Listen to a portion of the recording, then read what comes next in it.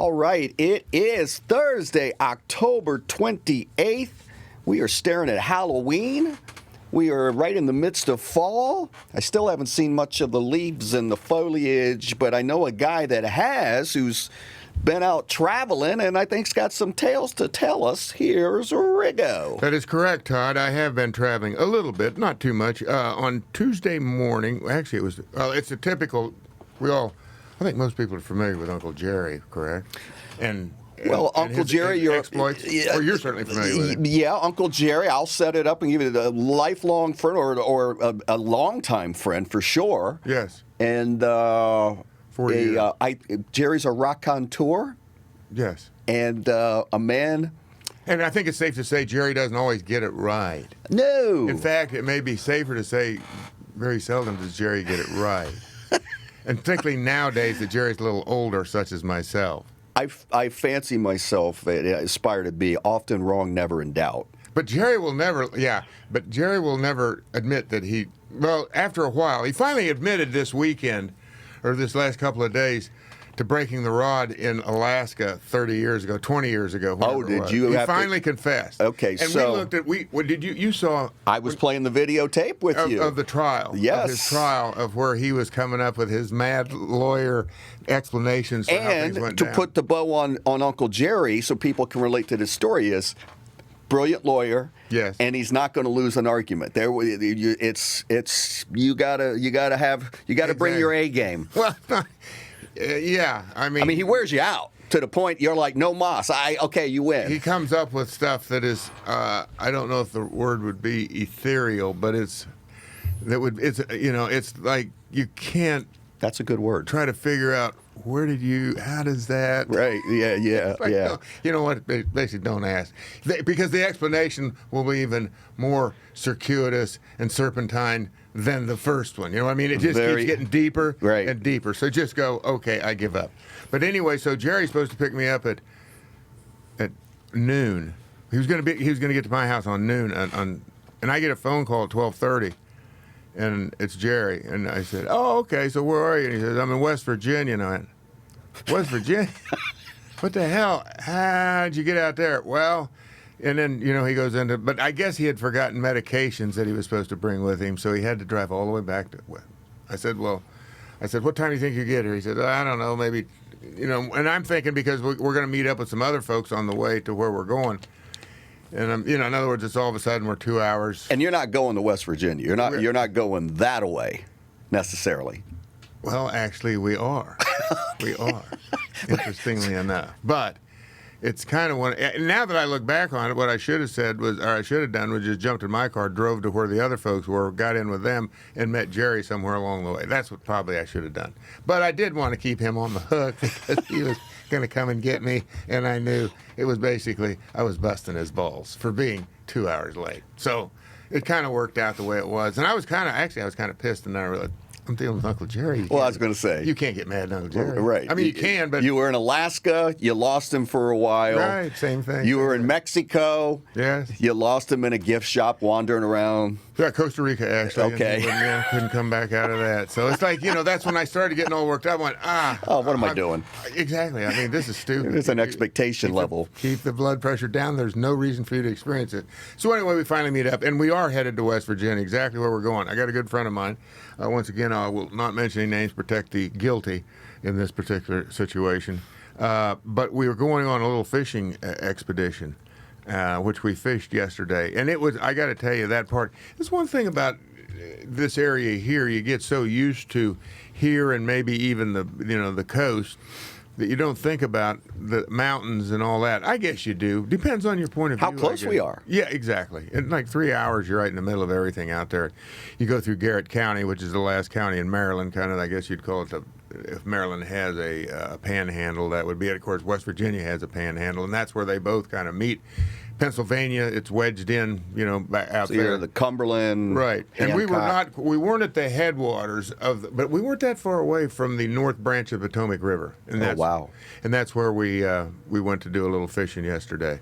We put in the guides were already there. We had 3 drift boats, And Jerry and I were in one boat, and the leader of the band, you might say, was in it. Well, actually, they're co-leaders, kind of like the football team. It's him and his brother.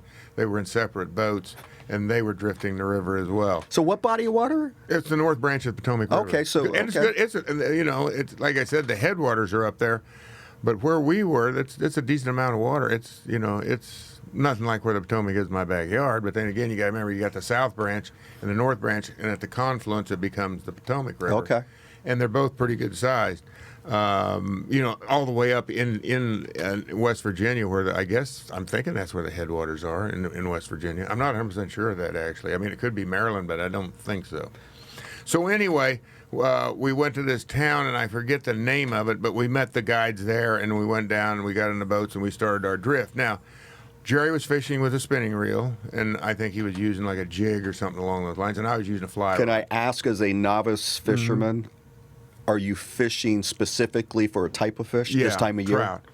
Pretty much it was all just trout. Okay. There's years ago you have to remember too that there used to be a paper mill up there, a pulp mill, and they would dump stuff into the I river. know exactly where you were. Yeah. And where that was going in, it changed. Obviously, it changed the condition of the water, which changed the kind of fish that were in the water. But they finally, the pulp mill went away, and the fishing got much better. And I believe that's controlled.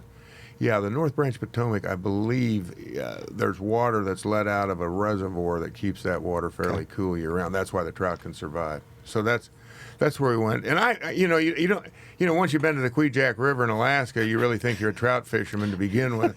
The truth of the matter is, and the trout are the small trout up there is a big trout back here normally. So you got a little. Wouldn't it be a lot more challenging in these waters? Yeah, well, yes, it would. And that's the point. Of course it would.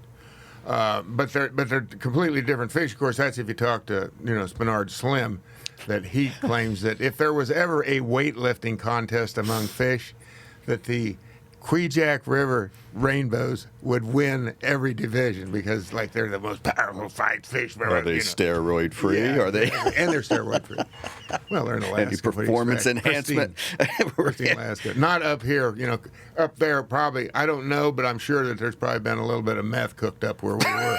Somewhere in that, And I know they cook it up not too far from where I grew up in Centralia. I mean, I think, and I don't know 100%, but that was kind of a scourge out there for a while. Maybe it is, but no, these are all healthy. They'll pass drug-free FDA or whatever it is. They'll pass any test that they're. And you make a trout pee in a bottle. I'm telling you, you will not be disappointed what comes out of their drug test. But anyway, yeah, that's where we were. And I think we got a photo of what you reeled in. Let's take a look.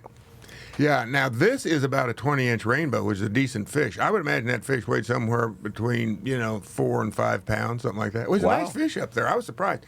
I don't have much expectations when I go up there because the other fish I caught was about 8 inches long, and it was a rainbow, which it was about like. Oh wow! It was about like that. So then you catch more fish like this than you do like this. But who caught the biggest?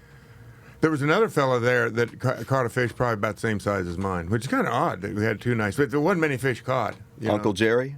Uncle Jerry, he stumbled into last place. Did he stumble in the water? But he didn't stumble in the water. But he did. He caught a fish, I think. But it was about like the 8-inch fish that I caught. So I didn't really pour it. I thought to myself about because Jerry can get, he can really, like you said, he doesn't like to lose. And he also is a really bad winner. You don't want, if Jerry's winning, you might as well pack it up. You're gonna know about it for a while. Get in your car and go home. Just quit right there. Fortunately, I got the first fish, so Jerry couldn't say anything. Oh, right? Was it that one, or you had the smaller? No, that wasn't that one. It was but see, it was still the first fish, right? That still counts, first fish. And then Jerry picked up his equal to mine, so everything's kind of nip and tuck there. Nobody's saying anything. And what happened when you reeled that bad boy? Oh yeah, that's when Jerry got real quiet. And I didn't really say a whole lot, but I started to. I started to say, "Hey Jerry, what you got now? You know, how do you like me now?" That kind of stuff. And then in the back of my mind, I went, "Now you better be careful with that because when you're dealing with Uncle Jerry, that has a way of coming back, boomeranging on you. And next thing you know, he's pulling a 10-pound fish out of the water, and you're like, oh, I wish I check, please. Exactly. I should have never drew first blood. I should have not drawn first blood. Yeah, so I would have been the sheriff in the original Rambo. What's his name? Dennehy, right? Brian Dennehy. So anyway. Yeah, we had a lot of fun. Now you have to appreciate. So I got Uncle Jerry involved. Now this is part of the crew that went with Coco and I to Alaska. Some of the other people that were there, and one of them is pretty much, like I said, the co-ringleader of a little group of a band of merry men, we'll say, and just let it go with that, because they've got areas that they've got now named in where they have about 40 acres up on the south branch of the Potomac River somewhere. I don't know if it's in Maryland or wherever it is. But anyway, they've got, and so it's like a jamboree. You know what it is like? It has to be exactly. Now, there's no women allowed in this camp, just to get that out of the block. No women at all allowed in this camp. Because I'm going to say, they used to have, 200 years ago, like in places in Montana, I suppose, and Wyoming maybe, and out Colorado in there, what they call, I think, a rendezvous. And that was when the trappers would come out of the mountains and come down to the rendezvous where they traded their furs and everything for whatever it was they needed to go another year. Supplies. Exactly. So that was called, and of course the alcohol flowed freely. My guess is what you have up here with these folks is a rendezvous where, they come from all over and all walks of life. No women, but lots of alcohol. And there is, what do you call it? It's just and they got a huge bonfire that you got to, the closer you can get to it's probably about 10 feet. That's how intense the fire is coming off of it. Yeah, they do it right. Actually, it's a great time. But if you don't want to have a hangover, you probably don't want to. So about how many dudes are there? Well, that's a good question, because I think by the time I was only there, it was just beginning, because we were in the very bedrock, the foundation of the thing. And I think the first night there was about 10 folks there, maybe 15. By the second day, which was Wednesday, which was yesterday, they were arriving as I was leaving, basically, and I think they were up to 30, maybe 40 at that point in time. But probably before the weekend is out, they will be in triple figures. Holy! So they're still there rocking. There's a little mini Woodstock action going on, but without the babes. Yeah, that's kind of it, because you never know who's going to show up. And we had a guest show up from out of nowhere and actually put on a show. I missed the show, but I think we have Oh, that's the other photo. Yes, exactly. Let's take a look. Explain. I think that right here is, as they say, one picture is worth 1,000 words. Like I said, you never know who's going to show up at the rendezvous up here in West Virginia. And what do you think? Elvis. He's alive and well. At first I see this and I know, I'll always say he's the king of Camus. And at first I thought it was Andrew Dice Clay. Well, that'd been a good guess, too. In whatever that movie, Ford Fairlane. Yeah, that would have been a good guess. But, Elvis was about ready to go do his set. And I caught him. And I hate myself at times, because my wife is right. I can't, let me take a picture on a cell phone. I shouldn't do that. Because I had him, he sang Blue Suede Shoes, and I'm thinking I'm recording the whole thing, and then when I pushed end, or when I said push end, I was actually pushing start. And then I realized it, and so I never bothered to double check. Now, I hadn't drank anything either, by the way. I was straight sober. That's your problem. Probably. But anyway, I got nothing other than basically a still out of the whole deal. But yeah, Elvis is quite the performer. He's all in. Oh, 100%. He's all in. And you don't touch his blue suede shoes. Don't touch that jacket either. And it's got a cape. Yeah, there was a cape behind. It's a whole deal. It was. And of course you got the glasses. Can I hire him? Just say, I think you might. I've got to ask him. He, like I was telling him, his act is getting better on not just the Elvis part, but he's actually a stand-up as well. He does stand-up. I mean, it's not, but it's impromptu stand-up. You know what I mean? He works off of everybody like Jonathan Leonard. And I'm telling you, he was hitting his A game. Love it. On Tuesday night, I mean, he was like, I'm thinking to myself now, you really have to be able to appreciate the humor. And I'm realizing that his improvement is so fine that it takes a really good eye to detect where he's really polished a lot of things. But yeah, he was doing animal imitations. I mean, he was unbelievable. The king of Camus. Yeah, when he started, I guess because he's got some brothers and stuff, and because they say when he starts barking like a dog, that's when you might want to get the women and kids. He's literally howling at the moon. Yeah, he's it's not safe anymore. He might be what do you call it, shape-shifting, and you don't know what you're going to get. Fortunately, he shape-shifted into Elvis, and we were all it's a good time. We were all spared. Yeah, we had a lot of fun, and it's a unique experience to go up. I mean, I don't get it personally. I mean, I was never into, hey, let's get about 100 guys and just go up someplace. Not my scene. And just hang. And maybe how about Uncle Jerry's? Is he still there? As far as I know, yeah. That's why I just texted him to see if they held the line last night. Because, I mean, if you don't, that's like you go up there. I mean, not that I didn't used to do stuff like that, but I was never with a huge group of people. Right. And the whole idea that basically it's my thinking is the first night you get there, you're so excited to be there and everything. It's all great.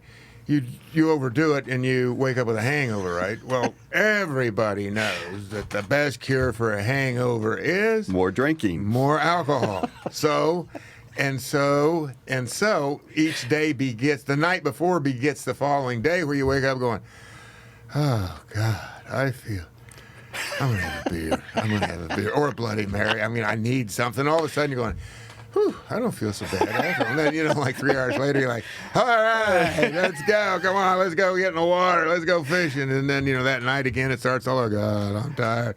I got to go to bed. Well, listen, I hope you get a text from Jerry, because there may be a search party looking for him with some of his track record here. Jerry wanders off, and he's talking to the Bears, or he's... Yes. Absolutely. He's capable. Well, I noticed in the boat yesterday he was coming up with some theories that it was like, and he almost had, like extraterrestrials involved in whatever this theory. I'm going, and it had something to do with the fish, God forbid. I mean, in other words, how are we getting this relates to the fish and why they're biting or not biting? Hell of a lawyer. He will find a way. Yeah, if you got a legal win. problem. Jared's kind of retired right now, but if you got really a compelling case. Well, I can tell you, John. Speaking of legal counsel and who's in need, Ooh. Ashburn. You and I've been doing this. You've been for a long time now. This is truly stunning and remarkable and awful, and we don't want to talk about it because it's so icky and it's so pathetic. Everything that comes out of there. I mean, everything that's going on is nobody's even talking about the Denver game. It's a winnable game. Here on Thursday, yeah. And nobody's talking about it because of everything that continues to come out of what is just chaos. Well, there's obviously the stuff that gets kicked. I mean, this thing was... I wonder if they have any idea how these emails were leaked and who leaked them and all, because nobody's owning up to it. And I guess at this point, would some rogue lawyer in the Wilkinson law firm, did they leak it? Did some rogue NFL down on the totem pole, or lawyers? Where did it come? And or maybe somebody did, but were they instructed to do so? So there's like, a hitman. There's a hit. Somebody's playing 3, 4, 5-dimensional chess here, which I ultimately think is to get rid of ownership here. You do now? 100%. And I think part of it, the fact that there's no written report of what went down and some of the most egregious behavior that the league has frowned upon, and especially in the last number of years, from Jerry Richardson. The whole country has been of course, an entirely different tone, tenor, and to not have people aren't that stupid. And so I think and now that Congress has the power to subpoena and they're getting involved, I think the continued pounding coming from all these various sources it's negative press constantly, oh my gosh. And it's reflecting on the league itself. And it has to. If you think about this, Todd, you go back to July when they make their announcement, and they've got it all put to bed. And for the most part, they did it. They just completely sealed that vault, and whatever was in that Pandora's box, they sealed it off, never to be heard from again. For whatever reason, 3 or 4 months later, all of a sudden this stuff comes out about these emails, and now it's back, and it's right. It's what do you call it? The way it's like a class 4 or class 5 rapids now. It is completely blown up and with a flood. But what I wanted to go back to back in July, how it was so easily swept under the rug. Yeah. How was it done? There was no protest, nobody, and the Me Too movement. What happened to these people? Well, selective outrage and the power, which is why with what Deborah Katz and Lisa Banks, the very high-profile, powerful attorneys, in this country, and who they represent, the 40 employees and former cheerleaders, management, et cetera, within the content, and they're all over Goodell. They're issuing press releases every day calling him a flat-out liar. I saw one of those, yeah. And they've been relentless. So it's another turd on Goodell's desk that won't. We were having these same conversations a year ago through all the chaos and with the hostile takeover, which Tanya Snyder actually said that Dwight Schrute and Fred Smith, the minority parties, were trying to extort them. Now that's libel. That's pretty. Or slander. That's pretty. That's a criminal act. 100%. Well, that's slanderous. And if they could be sued. She could be sued for that. I'm guessing me, the lawyer, but I'm just thinking. When I first read that in there, that said didn't that jump out at you? Well, she said we're being extorted by the former owners, part owners. She said minority owners. Well, baby, if you don't know that for a fact, you better keep your mouth shut because that's actionable, I would think. But slander, I guess libel is what is the... One's the written word, one's the spoken and multimedia. Not so much. Yeah, and always been incredibly hard difficult to prosecute. The point being is... Well, that might be something to get, slander them and then get away from the football team. Yeah, no, the point is that, it kind of came and went in July, which was, I think, kind of shocking based on, and then the $10 million fine, which I don't know, depends on who you talk to, and they fined the team. Right, not Dan Snyder. Not Dan Snyder. The team. That's walking around money to and that's parking. Yeah. That's parking for a couple of games. Well, for them, no. It's parking for the entire decade of 2000 to 2000. Not at $80 a pop. Well, maybe you're right. Maybe it's like 4 games. But, now that they've had, and this is what kind of brings it up again, because, and you know what they say, timing is everything. Because now they have the owners meeting. Where was that, in New York this weekend? Yep. The past 2 days. Past couple of days. And so now the press is there, and they're asking people, and all the owners are kind of separated a little bit, and they're getting comments from them. And a lot of them are starting to say, I'm thinking, right, that this is like, what's going on here? This is like bad press for the NFL. Why are we putting up with it? Where we're going to go with it now? Jerry Jones is the one dissenting opinion that I've seen so far, that he thinks the league handled everything just brilliantly. But then again, I suppose he's like wanting to pal around with Goodell and make nice with him, so whatever, so he doesn't get on his wrong side. I would like to know, actually, if Goodell, if it was all completely, I mean, that's the way the owners would paint it, but was he influenced by a Jerry Jones or was a Robert Kraft or some of the more, I guess, owners with... well, it's Mara, Kraft. There's basically, I think it's about 6 guys. Like tenured owners, no question. Say. And you wonder if they are the ones that talked it over with him, or did they just say, it's your deal, Roger, you handle this? Because it was ham-handed the way that it was handled, I would say. I mean... And I don't, but then again, what they're hiding may be something super explosive. It's awfully thin for me on the part of a huge corporation such as the NFL to say, well, we were just protecting those brave people that came forward and gave us we didn't want. I'm going. And clearly, as you said, Banks and Deborah Katz. And Katz, They're going, oh, there's a way you can give all this information up and redact all these people's Yeah, names. you've only done it a million times before. They're calling bullshit on the other. Well, not I mean, on the league, the commissioner, Right. the whole cabal, if you will. And I'd say they definitely got them square in their crosshairs.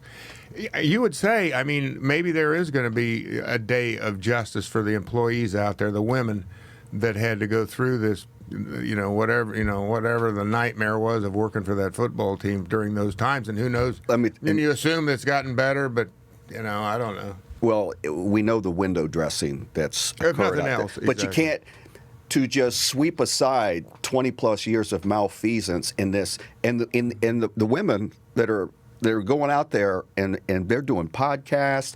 They hand delivered a letter to the owners, and they are everywhere now. And they are telling their story, and they're like going, Goodell's up there lying. We're the ones. We're coming out. We're good. And we weren't allowed. We were told we had to wear high heels. We were told not to. We had to address him as Mr. Snyder. We were not allowed to use certain doors when he was. I mean, the litany of the bullshit out there is off the charts. And and you got this volume of people for this many years. It is what it is. Nobody should be surprised by this.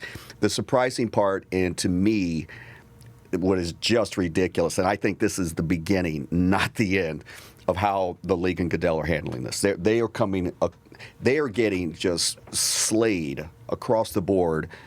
Well, because it's so black and white. You're up there saying one thing, and then the opposing people you're talking about are going, well, no. Like you said, to redact the names, it happens every day. Well, that's when you really now you start to get into the old cover-up. That's what starts happening. And they always say, well, what they did wasn't good, but it was the cover-up which really did them in. And that's... Can't admit.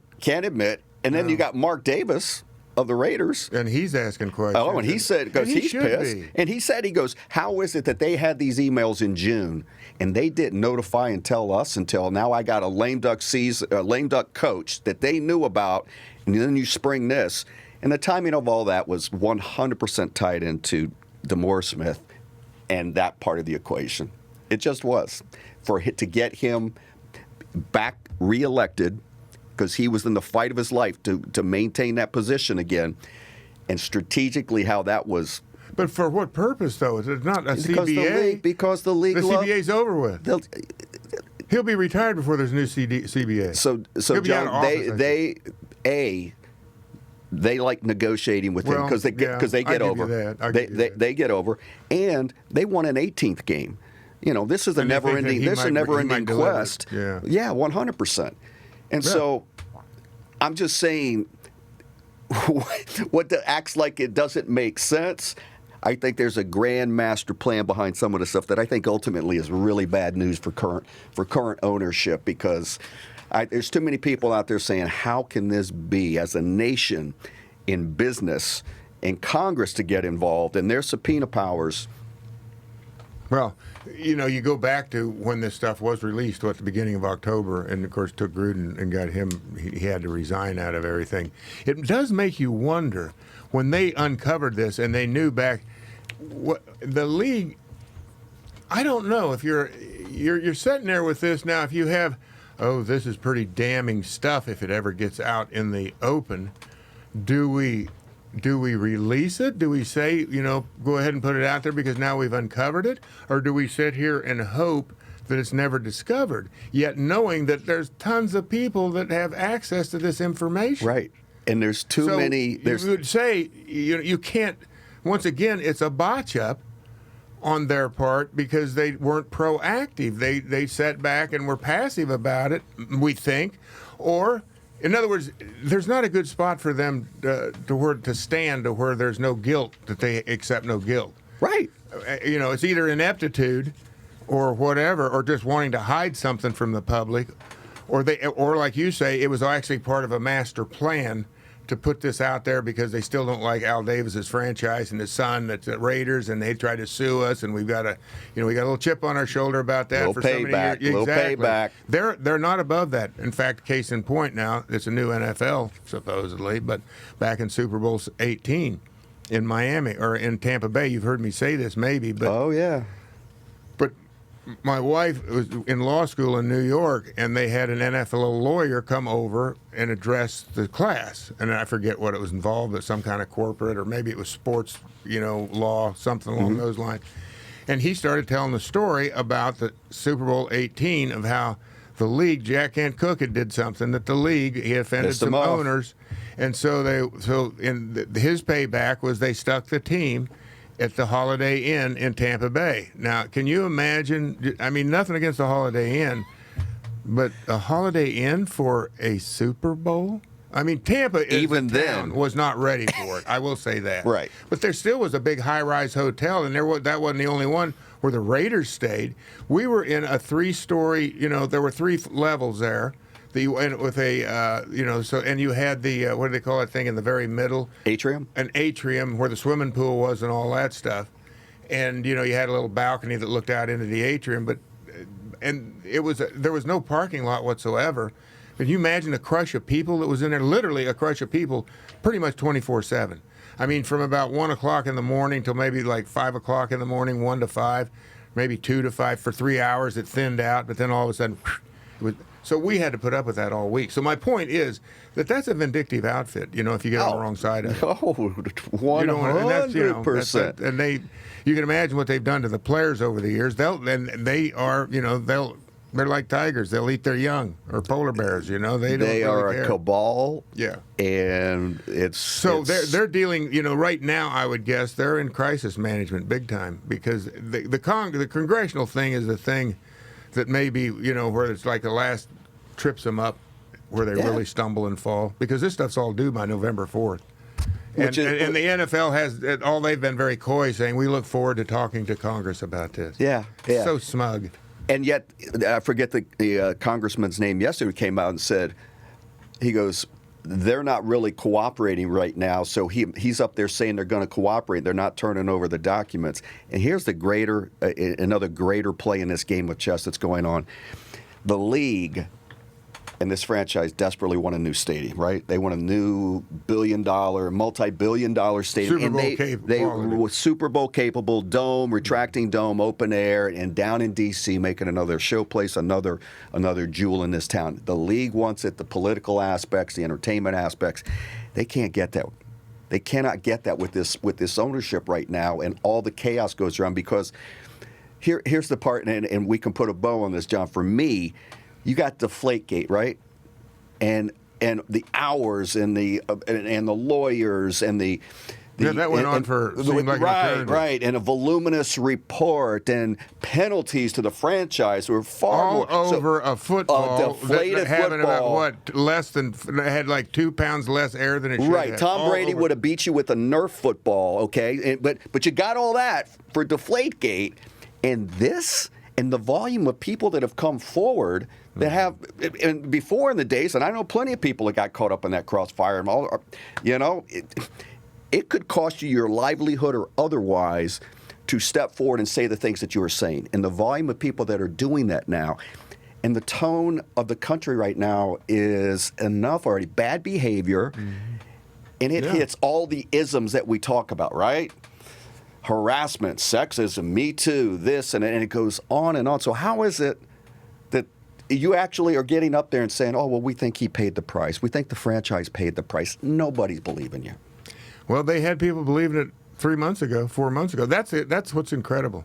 That however they handled it, they must have known. They certainly knew what they were doing. They are a bunch of professionals when it comes to this stuff. They've got some of the best PR people in the country calling the shots for in them. the world. And the way they've done this, but now this is a challenge for them. This is a crisis. I think they're in crisis mode. They'd have to be, because I think there's so much. And the other part of it is, what's ownership with the local team? Where are they at on all this stuff? Are they skipping blithely through the tulips or whatever, and just like, whatever, ain't gonna bother us. We're fine. I don't know, because all I know was when I hear congressional investigation, you would think, ooh, this is not any place that I would like to be. But then again, who knows? I mean, maybe they're confident that they've got enough clout, because you got to remember, the NFL spends, I forget how many millions of dollars on lobbying down here. Oh. So those people are in overdrive trying to get this thing And to go if the away. right people, but the flip side of that is, and this if you got the right people greased, this is how you can go and take them out and kind of throw your hands up and going, gosh, the NFL and Goodell saying, well, guys, I didn't want to, but we had to, and now we got this, and that's he could come out smelling better if this is stuff that he doesn't have to get involved in, but Congress, the halls of Congress. That they make it, they actually start presenting this evidence to the public to where everybody's going, well, basically, not unlike John Gruden, the ownership has to go. They have to be out there, like the guy. Jerry Richardson, Yeah. right? And other owners, the gentleman that used to own the L.A. Clippers, and I don't think I'd be sleeping all that well No. if I owned the team and this is all swirling around No. myself. If you are sleeping well, you're a bigger psychopath than maybe we knew. Well, either that or you got a really good Dr. Nick. You want to see Dr. Nick, Elvis's old doctor. All right. All right, so enough about what's going on out there, because we'll talk a little bit about the game. But John, I got a story here, and I meant to bring this up last week here. So, following gambling and the legalization, and more states are embracing it. We're seeing it here in the DMV. I believe Maryland is rushing through legislation to have gambling on sports outside of just the casino games and all that. State of New Jersey, in the month of September. And This is the end, in other words, for the month of September? just 1 month of September in sports gambling. Not talking about the card games, craps, roulette, any of those games. How much you think they took in 1 month, September? I'm going to say $1 billion. Okay, over $1 billion. One state, they've been regularly averaging between 7 and 900 million a month in gambling, with 92 or 90% coming from people betting on the apps and not physically being in a casino or anywhere else. So that's how pervasive it is. Now, the state of New York, Man. which has not approved it, and they're losing out. I think it's 25% of the money.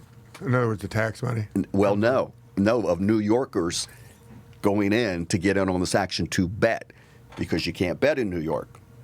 So Jersey's reaping that benefit because New York's behind the times in legalizing sports gambling. But if you got a phone and you're in Manhattan, It's geo-fenced, so you can't. You got to be over in so Jersey. you'd have to drive over to New Jersey? Yes. Is that right? Yes, I've never heard of this. It's Geofencing? geo-fenced on your phone, and so basically it targets where you are physically, your Yeah. ISP, and it's part of the gambling deal, and everybody knows it. So if you're out of your jurisdiction, You're no you, good. you can't do it. I'll be But darned. $1 billion In 1 month. 1 month, In one state. Staggering Makes you wonder numbers. where it's going. I mean, seriously, I never thought of it. I go, let people do what they want to do. But at some point, you're going, you got to figure somebody's paying the price here, because either the gambling people will go out of business, but they never have, or people go walking around with a lot of broken legs. Right? That's an oxymoron. Walking around with broken legs. Walking around with a broken leg. And walking wouldn't be the right term. Hobbling around with a broken leg. I mean, Well played. how else could you? At least do you it? caught yourself. Huh? Yeah. You're walking around with broken legs. Yeah, he didn't. He just, I guess, got a hairline fracture that time. He didn't quite break it. I got a walking boot. So since the Washington football team travels out to Denver, 425 game out in the out. So what do you think the line is on this Well, that's little got to be gem? pretty close. I'm going to say it's going to be like a pick 'em, or I'm going to say Denver -1.5. Denver -3, and Denver's 3-4, and they're not playing all that hot right now. And they started out a lot better. So Washington, in their 7 games, they are 1-6 against the spread. 1-6. And, a lot of people were lamenting these last couple of games how big the spreads have been. They got their ass kicked once again. And they They're didn't 1-6. cover, right? 1-6. Well, you know, when you look at this game, and just kind of to go back to last week just for a second and say, there was moments in the first half that you actually thought, hey, wait a second, you know, maybe things are changing a little. Maybe they're finally getting, defensively speaking. The offense did a couple of things here and there, and then all of a sudden, second half, everything just falls apart again. Now, I have to say this. Number 4 is number 4, right? Yeah, Mr. after Brett Favre. Yes. I think he's reached his zenith. Yeah. I think ultimately that he's a guy that wants it so bad that he tries too hard. Right. And people who do that normally become, you know, they fail in the big moment because it means too much. There's somehow they can't disconnect and just go, hey, it's just another play or whatever. Because it seems like when you're down on the goal line, and I go back, remember I told you about that fumble against the Giants at the end of the game? Right. And it was a penalty, so right. we were able to keep the ball. When you're doing stuff like that, then you start to see, I see a pattern there. Throwing an interception when it's, at the end of the game. He's done that before too. Well, down you're going for it all down there on that goal. That means everything, that goal line stand and getting that ball in the end zone. When you fumble that right out of the block, that to me is like, I don't see a long-term future. I mean, I think what he's proving is he's a capable backup and probably very effective in that role because you don't carry that responsibility with you week in and week out as the starting quarterback, sure. knowing that it's all on your shoulders. It's like, hey, Taylor, get over here. You're going in next. What's his name? You see him out there, number 8. He's down on the ground, writhing in pain. You're going to have to go in. Finish up the game for us. Okay, coach. But it's like the beginning of the week, well, he ain't going to play. So I remember Sonny Jurgensen saying this all the time. It's so much easier to go in off the bench than it is to have that on you for the whole week. So I think that's what you're seeing there. And as far as the defense goes, they played well, but then they didn't play well. I mean, so that's inconsistency at this point in the season. That shouldn't be there. But having said all that, they're playing a few teams now where they can get some of this stuff back. And certainly a great start would be in Denver. They get beaten Denver. I mean, that's where, you've got to show up and play every week. And that's kind of where you see how the coaches and the players are reacting with one another because they can start going south pretty quick. Heading into a bye week, too. And you got Tampa Bay, your Super Bowl champs, on the other side of that. So this is huge. To me, this is it. Well, I think it could be. Because by the time you get to your next winnable game will be Carolina after Tampa Bay. I believe that's correct. The succession the way it goes? I believe that's correct. And then I think maybe the Seahawks. 2 struggling teams. Right. So you've got, but I went through there and looked at their, and I can see where you've got a team that's capable maybe. I don't think this team can, in other words, 9 and 8, I don't think this team can get to a winning season. I think 8 and 9 would actually be a stretch, and I think 7 and 10 may be more realistic. Sounds weird saying that with 17 games now, right? Doesn't it sound weird remembering this? It's off. There's 17 games. An odd number of games. But, I mean, I could also see there's a possibility of 2 and 15. I mean, I think it's possible. Yeah. Believe it or not. I mean, that you never know. I mean, Philadelphia and Giants, they still feel like they won that first game. So yeah, there's a lot of football left to be played. This weekend, I don't know. Who would I like this weekend, Todd? Who do you like? I like tonight's game. I don't like this weekend's game. And actually, I'll answer that after the weekend. Yeah, because you got the Arizona Cardinals who are still getting it done against the Green Bay Packers, but the Packers got a couple of key players out because of COVID, so it diminishes a little bit. Yeah, I don't know. The good news about when your team sucks as bad or whatever else, you can get more stuff done on Sundays. I like Washington to cover this weekend. It's about time. Stepping out, but not an outright win, but to cover. I'm not going that far. They could win this game. Riggo out.